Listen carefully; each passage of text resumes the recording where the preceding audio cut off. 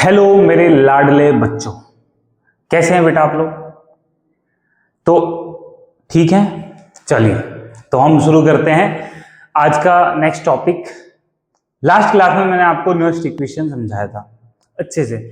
अब उसको देख लेते हैं वो डिराइव कैसे होता है, कहां से आता है। तो देखो इस चैप्टर में हम गैल्वेनिक सेल में क्या पढ़ रहे हैं कि गिब्स एनर्जी, जो फ्री गिब्स एनर्जी होती है, जो रिलीज होती है कि स्पॉन्टेनियस रिएक्शन में, उसी से इलेक्ट्रिसिटी का लेना देना है। तो मतलब पूरे चैप्टर में आप ये इंटर रिलेशन पढ़ते रहेंगे, दोनों का रिलेशन कैसा है, ठीक है। तो इसी से, और ये मान के चल रहा हूं मैंने 11वीं क्लास में आपने गिब्स फ्री एनर्जी का कॉन्सेप्ट पढ़ा है, ठीक है। तो फटाफट से डिराइव करते हैं, फटाफट से डिराइव कर लेते हैं इसको। डेरिवेशन ऑफ नर्स्ट इक्वेशन बहुत इजी है बेटा, वेरी इजी।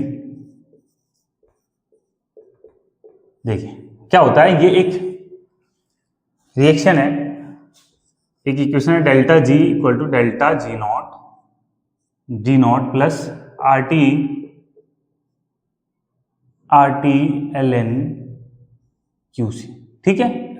लॉग की बेस ई है, यहाँ पे ई है अभी, ठीक है। तो ये, और फटाफट से एक मैं बताना चाहूंगा, और ये डिटेल में आपको मैंने पढ़ा रखा है नेक्स्ट चैप्टर में। डेल्टा जी इक्वल टू होता है minus N F E cell. अब ये कैसा आया, देखो सेल में हमारे काम कहां से हो रहा है, एनर्जी से। एनर्जी कौन सी एनर्जी, कौन सी एनर्जी? केमिकल रिएक्शन की एनर्जी, मतलब केमिकल रिएक्शन की free Gibbs energy. Free Gibbs energy जो रिलीज होती है स्पॉन्टेनियस वर्क में, उससे वर्क डन हो रहा है। तो ये देखो पोटेंशियल क्या होता है बेटा, व्हाट इज पोटेंशियल? आपने पढ़ा होगा फिजिक्स में कि एक यूनिट चार्ज को, एक यूनिट चार्ज है अगर आपका इस पॉइंट पे रखा हुआ है, तो उसको एक यूनिट चार्ज को यहां से किसी दूसरे पॉइंट पे लाने में आपको जो वर्क करना पड़ता है, दैट इज पोटेंशियल। और आप कितना चार्ज ट्रांसफर कर रहे हैं एक पॉइंट से दूसरे पॉइंट। आप डेनियल सेल में लगाते हो ना, 2 इलेक्ट्रोड लगाते हो, फिर उससे वायर आप जोड़ते हो, वायर कनेक्ट करते हो, फिर चार्ज ट्रांसफर ही तो होता है, इलेक्ट्रॉन का ट्रांसफर। तो कितने मोल ट्रांसफर हो रहे हैं? अगर यूनिट को ट्रांसफर करने में पोटेंशियल इतना है, तो अगर मैंने मान लिया n number of moles of electron transfer कर रहा हूं मैं, और एक मोल का होता है f, एक मोल का कितना होता है, f होता है चार्ज, तो n मोल का कितना हो जाएगा charge, q equal to nf। एक मोल का चार्ज होता है 1 फेराडे, और n number of moles transfer हो रहे हैं, तो nf हो गया चार्ज। इतना समझ आया आपको? यस। तो 1 फेराडे का कितना होता है, 96,500 कूलम। फिक्स वैल्यू याद रखो, या करके देख लो आप, इसी के अराउंड आता है। 1 मोल का चार्ज निकालो, मोल कंसेप्ट का क्वेश्चन है बेसिक, ठीक है। Q equal to nf। तो इतने चार्ज को, अगर यूनिट चार्ज को ट्रांसफर करने में इतना पोटेंशियल है, तो इतने चार्ज को ट्रांसफर करने में कितना पोटेंशियल होगा? बहुत सिंपल है।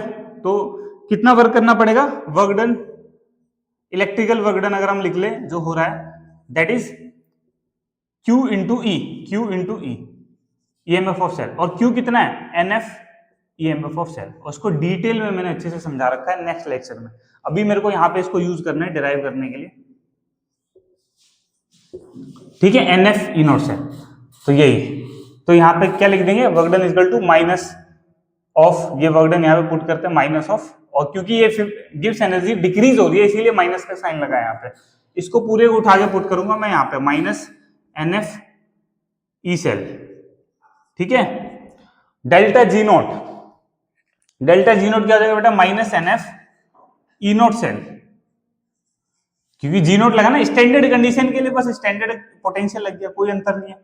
प्लस में RT LN QC, ठीक है। अब माइनस एफ से डिवाइड कर दो, divide both side by, divide both side by minus NF। Minus NF से डिवाइड करोगे तो क्या आ जाएगा, देखो ई सेल, यहां भी माइनस एफ से, तो माइनस NF से, तो कितना हो गया, ई नॉट सेल। यहां पे भी तो कितना हो गया, माइनस NF से करोगे तो माइनस आ जाएगा बीच में, RT by NF, RT by NF LN QC, LN QC, RT by NF LN QC, ठीक है। तो LN की बेस, लॉग की बेस E है ये, तो इसको 10 में चेंज करोगे तो कितना आएगा, 2.303, 2.303। मार्कर चल नहीं रहा है, इसको बदलना पड़ेगा। 2.303 RT by NF log QC, यही आपने पढ़ा था नर्स्ट इक्वेशन में। चलिए मार्कर चेंज कर लेते हैं हम। तो पोटेंशियल ऑफ सेल कितना हो गया बेटा, जल्दी बताओ फटाफट। E not of cell derive कर दिया हमने, equal to E not cell minus 2.303 RT by NF log QC। ठीक है, दोबारा लिख दो एक बार इसको क्या, चलो। तो इस तरीके से बहुत इजीली आप प्रूफ कर लोगे इसको, कोई भी दिक्कत इसमें है नहीं है। चलिए फटाफट से नेक्स्ट टॉपिक पे मूव करते हैं। अगर मैं नर्स्ट इक्वेशन हमने पढ़ी थी, नर्स्ट इक्वेशन का इक्विलिब्रियम पे क्या होगा, जब आपकी रिएक्शन इक्विलिब्रियम पोजीशन पे पहुंच जाएगी तो क्या होगा, इसको अच्छे से समझते हैं। ठीक है, तो नर्स्ट इक्वेशन एट इक्विलिब्रियम देखते हैं क्या होगा। नर्स्ट इक्वेशन को एट इक्विलिब्रियम पे, नर्स्ट इक्वेशन एट इक्विलिब्रियम। इससे पहले आपको कुछ बातें पता होनी चाहिए बेटा इक्विलिब्रियम के बारे में, तभी आप समझ पाओगे। देखो इक्विलिब्रियम ऐसी कंडीशन होती है जहां पे हम बोलते हैं कि forward reaction backward reaction same हो गई है। मान के चलो कोई रिएक्शन हो रही है ए से बी, ठीक है, और मैं बोल रहा हूं कि ये रिएक्शन इक्विलिब्रियम पे आ गई है। इसका मतलब क्या हो रहा है, जब रिएक्शन इक्विलिब्रियम पे आती है, बहुत ही ध्यान से समझना अगर आपको टॉपिक समझना है तो। अगर मान के चलो पहले ये 100 ग्राम था, ये 0 था, ठीक है, तो जब इक्विलिब्रियम पे आया, मान के चलो ये 20 ग्राम बचा बस, और ये बचा 80 ग्राम। तो अब पहले तो रिएक्शन प्रोसीड हो रही थी, धीरे धीरे घट रहा है और धीरे धीरे बढ़ रहा है, ठीक है, ये प्रोसेस हो रहा था। But after some time when reaction attain equilibrium, जब रिएक्शन ने इक्विलिब्रियम अटेन कर लिया तो बेटा क्या हुआ है, अब ये घटना बढ़ना बंद हो गया। समझ रहे हो आप इस बात को, मतलब अब ये 20 है तो 20 ही है, ये 80 ग्राम है तो 80 ग्राम है। रिएक्शन का प्रोसीड होना बंद हो गया आगे की तरफ, यानी प्रोडक्ट बनना बंद हो गया है। बट रिएक्शन स्टॉप हुआ है या नहीं, रिएक्शन चल रहा है बट बैलेंस हो रहा है रिएक्शन। जितना फॉरवर्ड रिएक्शन चल रहा है उतना बैकवर्ड रिएक्शन का जो रेट है दोनों सेम है, जिसके चलते रिएक्शन एक तरीके से रुका हुआ लग रहा है आपको यहाँ पे। 80 ग्राम 20 ग्राम बस, इससे ज्यादा नहीं बढ़ रहा प्रोडक्ट, इससे ज्यादा बढ़ नहीं रहा है, इससे ज्यादा 80 से 90 ग्राम पे नहीं जाएगा ये प्रोडक्ट। इसका मतलब जो रिएक्शन की होने की स्पॉन्टेनिटी थी, रिएक्शन के अपने आप होने की जो स्पॉन्टेनिटी थी वो क्या हो चुकी है, स्पॉन्टेनिटी 0 हो चुकी है। रिएक्शन के होने की स्पॉन्टेनिटी 0 हो चुकी है, प्रोसीड होने की स्पॉन्टेनिटी क्या हो चुकी है, 0 हो चुकी है। तो इसका मतलब फ्री गिब्स एनर्जी चेंज क्या होगा बेटा, इस इक्विलिब्रियम कंडीशन के लिए फ्री गिब्स एनर्जी चेंज क्या होगा, 0। डेल्टा जी क्या हो जाएगा, 0। क्यों होगा 0, ये क्या बताता है, गिब्स एनर्जी आपको स्पॉन्टेनिटी बताए, रिएक्शन कोई अपने आप होगा, हो रहा है नहीं हो रहा है। तो यहाँ पे रिएक्शन तो लगभग प्रोसीड ही नहीं कर रहे हैं, तो डेल्टा जी क्या हो गया, 0। और आप जानते हो सेल के ईएमएफ का डायरेक्ट रिलेशन है डेल्टा जी से। अगर भाई एनर्जी स्पॉन्टेनियस रिएक्शन नहीं हो रहा है तो इसका मतलब एनर्जी का रिलीज भी नहीं हो रहा है, करेक्ट है, मतलब सेल भी वर्क नहीं करेगा। तो इसीलिए बोला जाता है एट इक्विलिब्रियम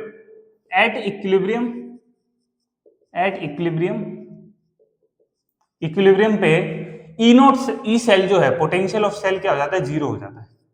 क्या हो जाता है, पोटेंशियल ऑफ सेल क्या हो जाता है, 0 हो जाता है। तो इसको नर्स्ट इक्वेशन पे लगा दो, एट इक्विलिब्रियम पे नर्स्ट इक्वेशन पे लगाओगे तो ई सेल, नर्स्ट इक्वेशन क्या होता है, E cell equal to E not cell minus 2.303 RT by NF log QC, ठीक है। इसको इक्विलिब्रियम पे लगाओगे तो ई सेल 0 और QC क्या हो जाएगा, KC में कन्वर्ट हो जाएगा। तो लगा दो 0 E not cell minus 2.303 RT by NF log KC, ठीक है। आप इसको इधर लाओ तो ई नॉट सेल क्या हो गया बेटा, E not cell equal to 2.303 RT by NF log KC, ठीक है। तो आप इसको ऐसे भी याद कर लो, NF ई नॉट सेल को इक्वेट कर सकते हो आप किससे, 2.303 RT log KC से। इसका यूज आप न्यूमेरिकल बनाने में भी सॉल्व कर सकते हो, किसी भी तरीके से आप सॉल्व कर सकते हैं इसको, ये और ये यूज पड़ेगा आगे आपको, जो नेक्स्ट लेक्चर है इस इक्वेशन का मैं यूज करूंगा वहां पे, तब आपको ये समझ आना चाहिए वहां पे कि NF E नॉट को अपन रिप्लेस कर सकते हैं किससे, 2.303 RT log KC से, ठीक है, बहुत बढ़िया। या आप इसके जगह ये भी लिख सकते हो बेटा, देखो अभी तो मैंने ये लिखा है, लेकिन आप इसके जगह इन वैल्यूज को रिप्लेस भी तो कर सकते हो। किस किस को बोल रहा हूं मैं, 2.303 RTF फिक्स वैल्यू है, और इसके जगह हम क्या लिखते हैं पता है आपको, इसकी जगह हम क्या लिखते हैं 0.0591, है ना। तो लिखो, अगर आप 0.0591 लिख दोगे यहाँ पे तो बेटा क्या हो जाएगा, यही इक्वेशन आपका कन्वर्ट हो जाएगा सीधा, ये N E not cell by 0.591 लगाओगे तो log KC निकल जाएगा। क्या निकल जाएगा, log KC, ठीक है, इक्विलिब्रियम कांस्टेंट निकल जाएगा। कोई समस्या है क्या इसमें, बताओ, कोई समस्या है? बिल्कुल भी समस्या नहीं, ठीक है, ये भी कर सकते हो आप। एक इसको यार अब बोले को सर एक्सपोनेंशियल फंक्शन में कन्वर्ट कर दो, किस में कर दो, लॉग वाले फंक्शन को एक्सपोनेंशियल फंक्शन में ले जाओ, तो ले जाओ यहां से लॉग वाले फंक्शन को एक्सपोनेंशियल में, क्या दिक्कत है, आप निकाल ही चुके हो यहाँ पे, क्या रिजल्ट निकाल चुके हो ना, NF E नॉट सेल। चलो इसको लॉग की बेस 10 है, इसको ln में कन्वर्ट कर लेते हैं, किसमें, log to the base e में, तो ये हो जाएगा RT ln k, log to the base e है ये, इसको इधर ले आओ तो ln k क्या हो जाएगा, ln k इसको इधर लेके आओ पूरे को, तो ln k हो जाएगा equal to NF E not cell by RT, बहुत बढ़िया। अब log to the base e के इक्वल टू इस तरीके से लिखा हो, देखना, log to the ln base e x equal to y लिखा हो तो ये समझ जाना कि x हो जाता है e to the power y में चला जाता है, यानी kc की वैल्यू, इक्विलिब्रियम कांस्टेंट की वैल्यू, k इक्विलिब्रियम लिख सकते हो आप, इक्विलिब्रियम कांस्टेंट की वैल्यू क्या हो जाएगी बेटा, e to the power NF E not cell by RT, ये एक्सपोनेंशियल फंक्शन में, ये आप इसे डिराइव कर सकते हो, बहुत इंपॉर्टेंट रिजल्ट है इक्विलिब्रियम कांस्टेंट। और आप याद करो जब आपको मैंने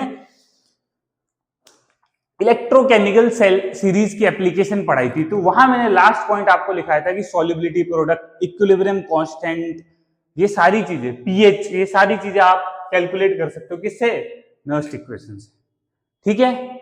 कोई समस्या, कोई दिक्कत, धीरे धीरे समझो आराम से, ठीक है। इक्विलिब्रियम पे स्पॉन्टेनिटी जीरो हो जाती है, फॉरवर्ड बैकवर्ड डायरेक्शन बैलेंस में आ जाते हैं, तो जो स्पॉन्टेनिटी थी वो खत्म हो गई, डेल्टा जी क्या हो गया, जीरो हो गया, ठीक है। तो इसका मतलब पोटेंशियल भी जीरो हो जाएगा, ये जीरो हो गया तो ये भी जीरो, तो इसीलिए इक्विलिब्रियम पे सेल का जो पोटेंशियल है वो जीरो हो जाता है, और ये कंडीशन लगाई हमने और डिराइव कर लिए फॉर्मूले इक्विलिब्रियम के, ठीक है। आई होप आपको समझ आ गया होगा अच्छे से, नहीं तो दोबारा देखो इसको धीरे धीरे, ठीक है। नेक्स्ट चैप्टर में हम पढ़ेंगे यही रिलेशन, इसको कैसे डिराइव किया हमने, कैसे हमने रिलेशन एस्टेब्लिश किया फ्री गिब्स एनर्जी में एंड EMF ऑफ सेल में, यानी इलेक्ट्रोकेमिकल एंड गिब्स एनर्जी का रिलेशन पढ़ेंगे आपस में, और कुछ इंपॉर्टेंट डेरिवेशन करेंगे उस चैप्टर में।